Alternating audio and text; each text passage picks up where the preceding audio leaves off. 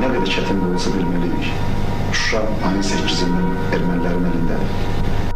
Söyle ondan gelin siz yapmasınlar zalda. Ben çekeceğim, her şeyde çekmişim. Çünkü sakin dur. Bu batılıyacan gitti. Bir tane binamız kayıtmadı.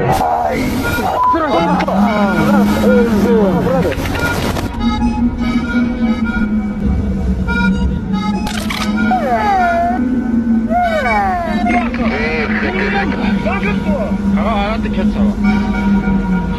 Varsa beğenecek.